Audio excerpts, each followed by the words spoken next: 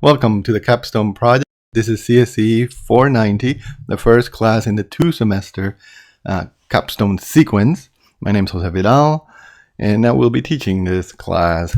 So the goals of this class are to do some real-world development. So basically what we're going to do is I have some clients lined up. We're going to form teams. You're going to get assigned to a team of 4 or 5 students. Now each team then is going to go meet with the client.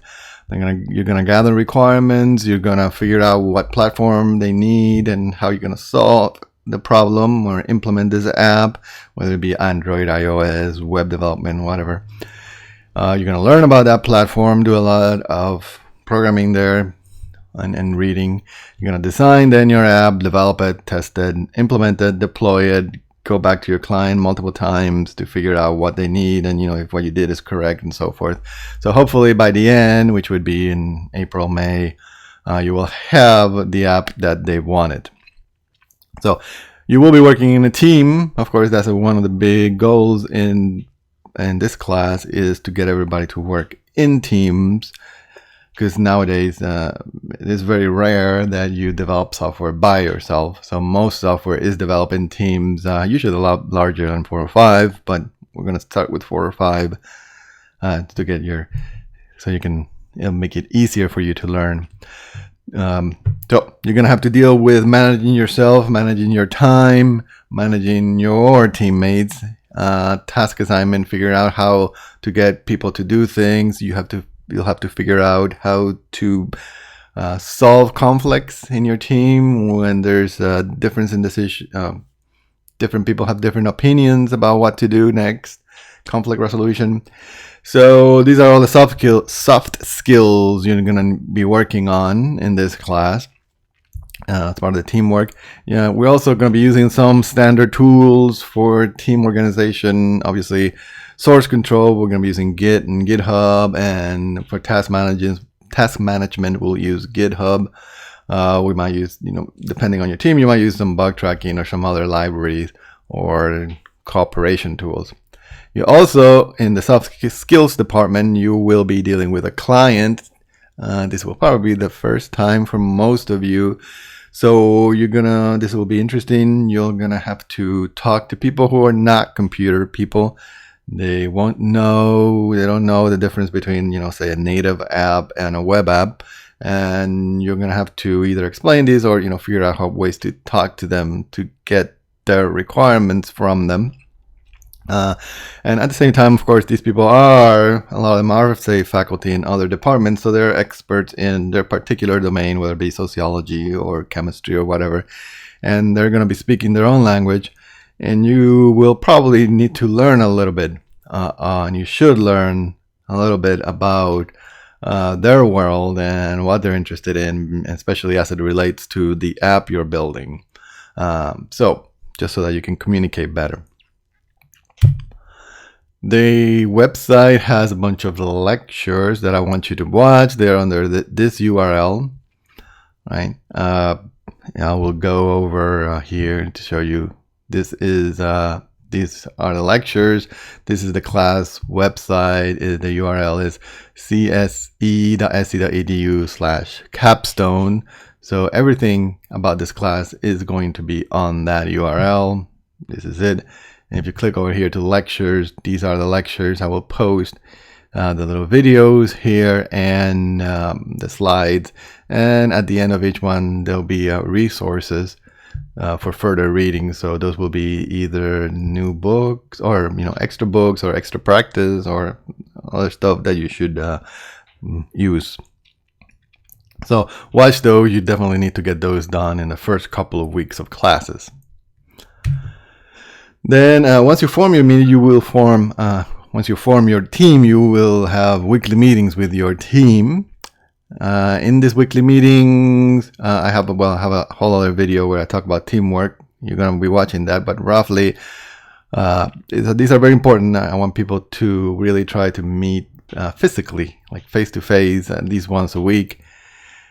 So you should have an agenda, figure out what you're going to talk about, just a couple lines, email that before that, or get that to everybody before the meeting so everybody knows what's up. You discuss the approach, that you're doing. You make some decisions about what we're going to do for next week, and then finally you assign tasks. So a good strategy is at the end of the meeting, everybody will say, this is what I'm going to do next week. This is what I'm going to do next week. And most importantly, you add those issues to your GitHub or Waffle.io or Trello. There's various boards out there, ways to keep online to keep track of issues. GitHub issues is probably the easiest to use because we're going to be using GitHub, but there are other ones, and I go over this a little bit more in detail in the teamwork lecture. Then, most importantly, every team will be meeting with me every other week. We'll set this up obviously after the teams are set up.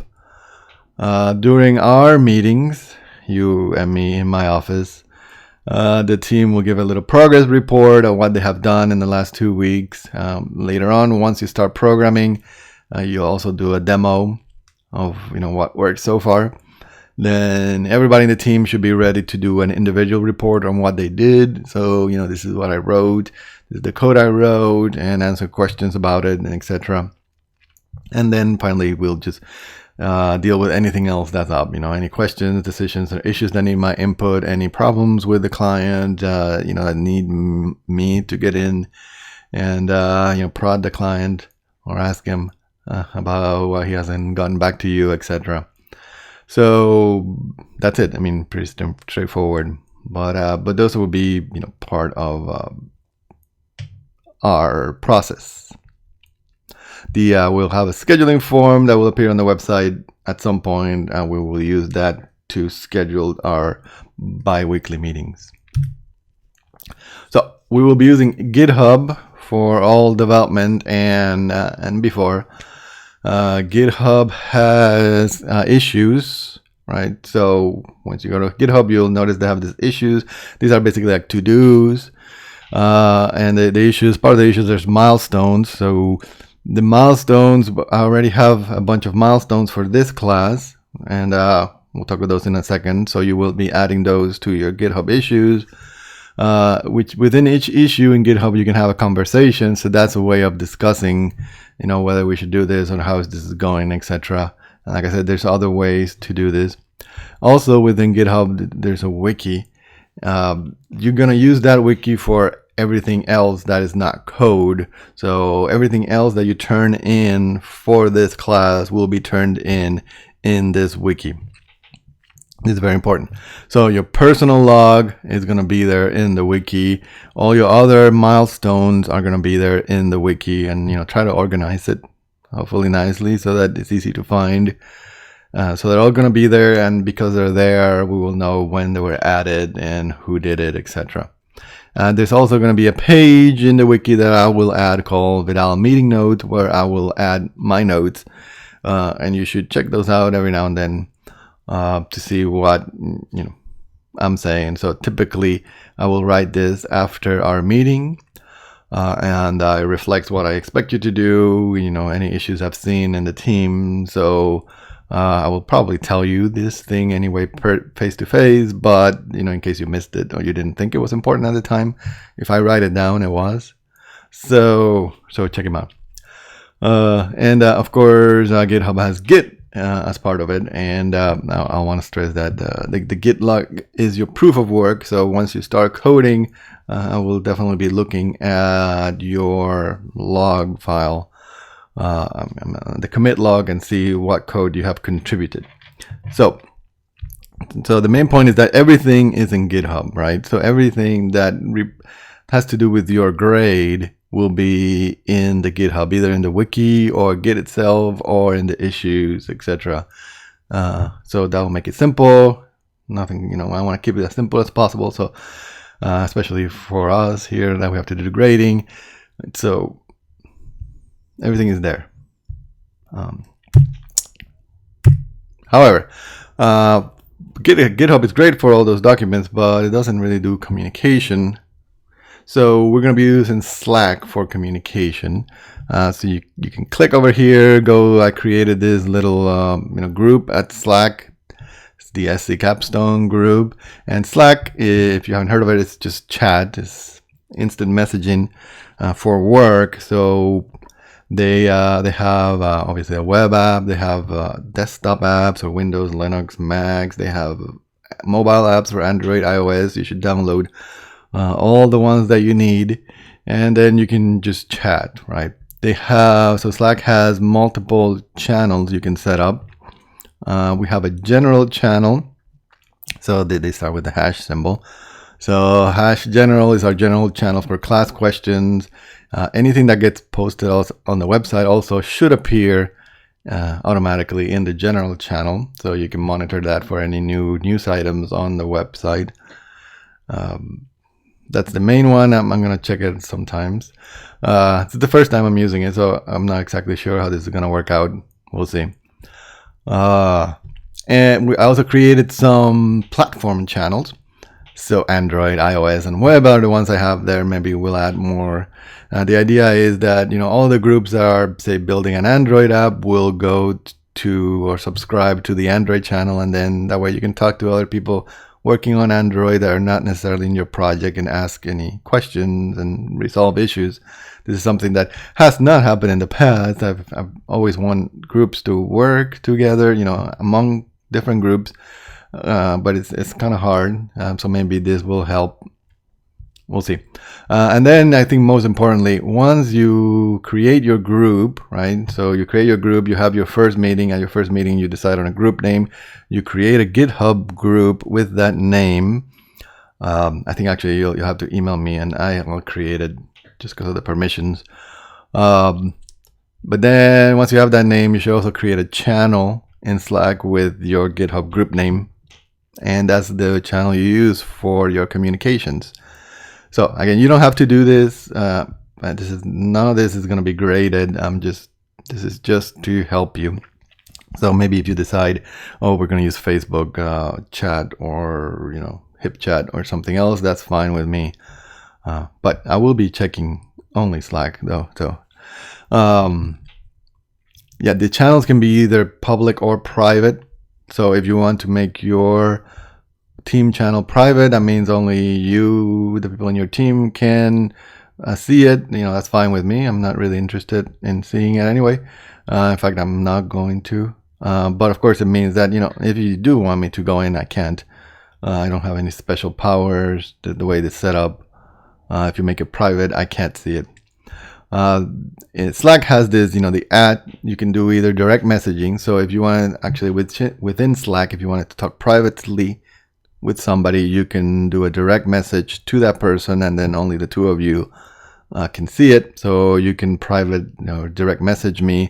Also, if you're in a public board and you just @Jose and Vidal, so this is my username, then I will get a notification that I was mentioned on that. So if you want me to see, if you're in the middle of a discussion that you want me to see, maybe because you have a question or something, just put that in there, and I should get the notification. So we'll see how this works. I hope it works out.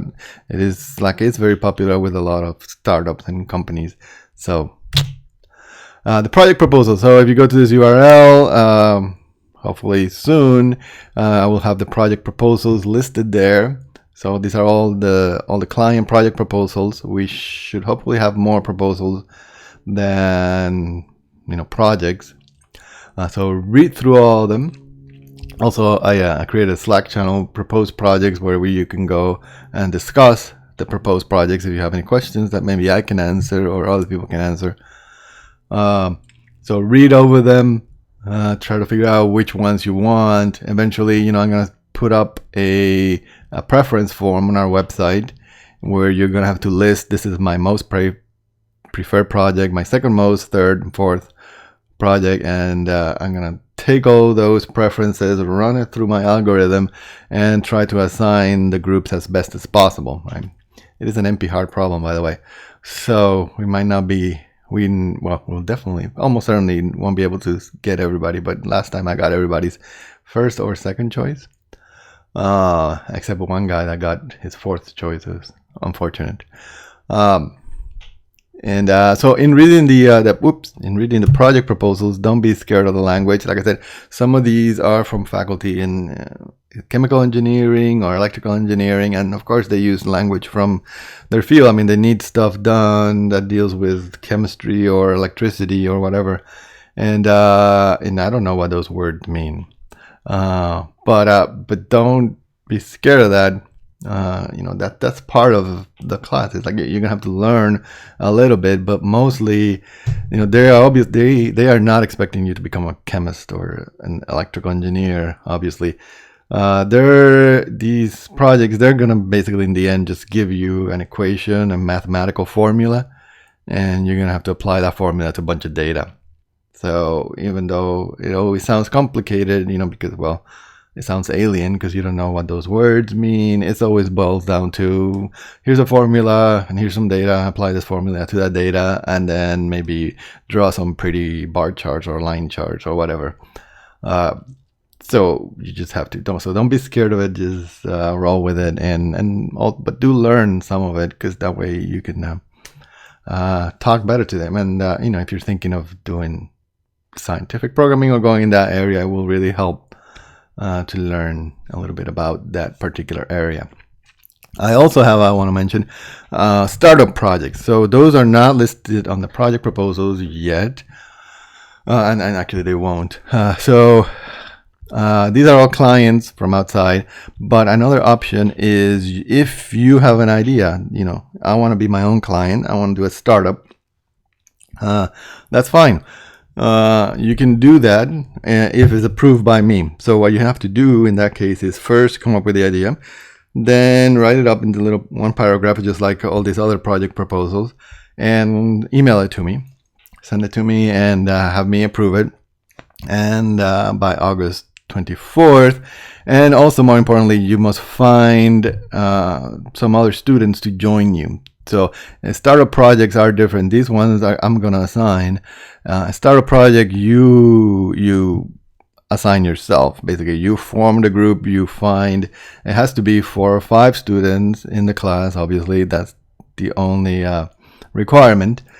But if you can find 4 or 5 people, including yourself, that want to work on your project, and I approve the project, that's it. And I do, like last year, we had just one project that chose to do this. Hopefully we'll have a couple more this year. So it's a good way to, do your own thing. Licensing. So this is a link to the website where you can see the legal issues that the client sees. Basically, by default, unless the project description says otherwise, the clients are gonna assume that you own everything, right? So this is sort of following the university's intellectual property guidelines. So anything that you do in, programming wise, it's all the code belongs to you, and you can do whatever you want. Now, the clients, of course, are expecting you, the reason they're doing this is they're hoping that they can use this code that you wrote in the end. So what I highly recommend is that you, as a team, you release your code, maybe at the end, maybe earlier, under open source license. So you can go over here, choosealicense.com, and pick an open source license. I recommend the MIT open source license.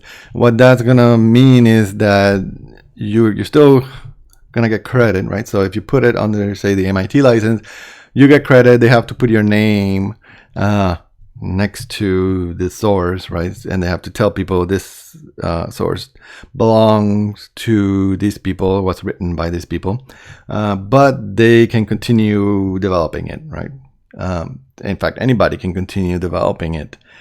And you're also protected in case, something goes wrong. They can't go back and say, sue you, which theoretically could happen, even though you're giving it away for free. So that will help us, right? So if you choose, I'm recommending that people choose an open source license. You can then make your GitHub repo public. Anybody can see it, and that way, it helps you get a job. You can show people this is stuff that I did, and here's the code. Check out all my awesome work. So, and it'll help me because then, if people make their repos public, it'll help me get clients next year. But you don't have to. Milestones. So basically, the class is the grade is based on these milestones that I've already set up for you. These are, basically homeworks. Well, let's check them out. I'm gonna go over. If you go over to the class website, like I said, that's the lectures. There's also the milestones here. And first, I want to look at the syllabus. This is the 490 syllabus. If you scroll down here, you'll see the grade for the class. The grade is broken down by milestones. So, each milestone contributes some to your final grade. The most important thing here is this last one. Personal contribution is up to 100%. So most of these grades are sort of for the project, for the team, right? And your team might be doing awesome, right? So it's possible that your team is doing a great job, except you're not contributing at all. In that case, you can still get a final grade of F while your team gets an A. So a lot of these could be A's, but you will still fail the class if you did not contribute, obviously. So your personal contribution to your project is going to be determined by certain things, but there's going to be a peer evaluation done at the end of the semester. This is, a secret evaluation that only I can see, where everybody in the team tells me what everybody else did. I'm also going to look at your personal log. We'll talk about that in a second. And of course, your Git log and GitHub wiki logs, etc. And your participation or attendance in the team meetings themselves, and with myself, our meetings. So that I'm going to use all of those things to determine your personal contribution, which I will determine in the end. Okay, so very important. I will repeat again. It is possible for your team to get an A and for you to fail the class if you don't contribute to the team. Let's look at the milestones. So these are all the milestones. Now for 490, we're going to basically do from 1 to 11. So the rest are for 492. We'll start with forming teams. You're going to form team. This is a simple one, just about creating a GitHub repo, determining what the name of your group is and who's going to be the captain, that kind of stuff. Personal log, this is a weekly thing. So every week you're gonna have to, once you create your GitHub repo, you create a wiki page that is your name, personal log, and every week you're gonna update that. And here's a little example you can follow. So you're gonna say just what I did that week. This is gonna help us figure out what you're doing. It's gonna help your teammates also figure out what you're doing, maybe. But yeah, it's a great way to keep us communicating. It doesn't have to be anything fancy, like I say. It's just did this, did that, etc. Research, I put this as a separate milestone, even though there's no specific deliverables, except this is just, I expect you to learn about the platform, right? So if you're going to be doing iOS development, you will need to learn a lot about iOS development before you start programming. So during the first 2 months of the semester, or a month and a half, you need to be learning about your platform. Sometimes some students just don't do this, and December rolls around and they're like, oh, I have to start learning iOS. It doesn't work that way. So the way this project is set up, the first half of the semester, we don't have all the way up to here. It's the milestones are not about getting your app done, or programming for your app. So however, this one is right. This one says you should be learning and building sample apps, right? So if you are, again, say Android developer, and you're going to be building an Android app, during the first half of the semester, you're going to be learning all about Android and how to use it, and building like a little sample Android apps. right? So that when you get to the second half of the semester where you're all working together on the app, you know what you're doing. At least, to some degree. Obviously you won't be an expert, and whatever platform you choose is not enough time, but you won't be a newbie anymore. So research is very, very important. Project description. So this is after you meet with your client for the first time.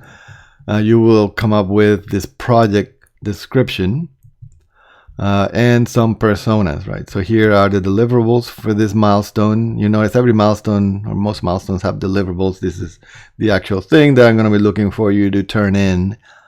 So this is just a 1-paragraph description of your project and 3 personas. And again, look at that lecture to see what a persona is and what it entails. Then after that, we'll have the rough designs. So I'm asking for 3 sketches. These are just basically 3 sketches of possible ways in which we're going, the possible designs for the app. This is mostly GUI design, although it might be a little bit different depending on your app. Maybe your app doesn't have a GUI as such. But the basic idea is, if your app has a GUI, well, use pencil and paper to draw. These are 3 different ways to solve this problem or build this app. Just, quick, rough, right? The idea is to try like 3 very different things. So you should read this and do that. Then you're going to pick one of those, and that's the one, or maybe somewhere in between, merge 2 of them.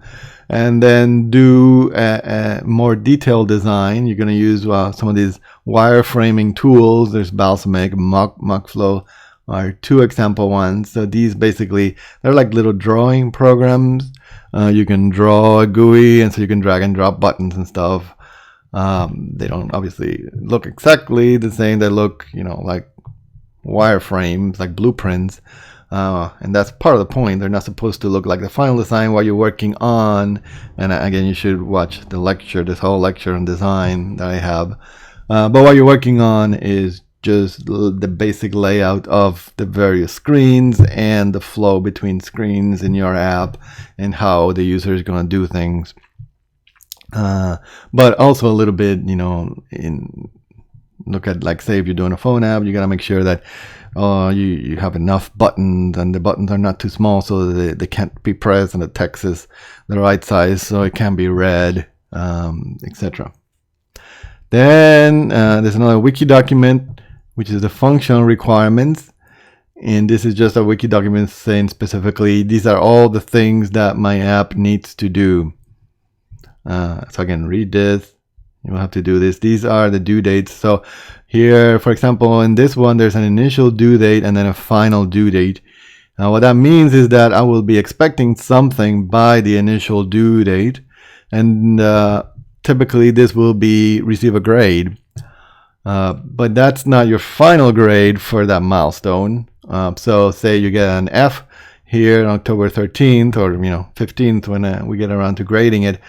We'll give you some feedback. We'll say, this is not enough. You need to do this, blah, blah, blah, blah. And then you can go back and rework those just so that you can get an A and, do it right.